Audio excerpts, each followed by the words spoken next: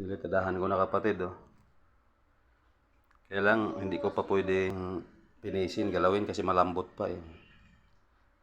Pinapareho ko na yung, pinapantay ko na yung step, parehoin ko na yan. Ayan. Diretso yan sa taas. Tiles ito kapatid. Yan, ita-tiles ko tong bawat step nito. Yan. Tapos yan sa taas, naka-tiles din yan. Buhos din yan kapatid, oh. Diretso doon sa taas. Pero maganda ang kuha ng step niyan. Hindi siya tarik, banayad siya. Kahit bata, makakahakbang dyan. Kasi kuhan lang yan.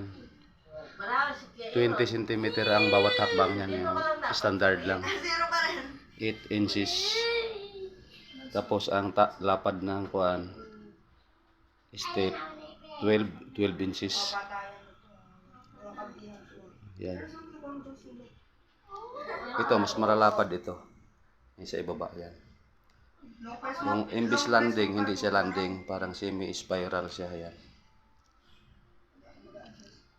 Naka-welding yung frame niyan. Angle bar yan kapatid yan. Tapos itong pasamano, tubular yan, pasamano. Yan, pinakain ko na sa halo. Yan, diretso sa ceiling. Yan. Yan na pasamano, diretso sa ceiling. Yan, oh. Mamayang hapon tapos na to. Kasi kailangan pang patigasin ko. Sa Lunes, itatiles ko ito. Babay mga kapatid. Trabaho.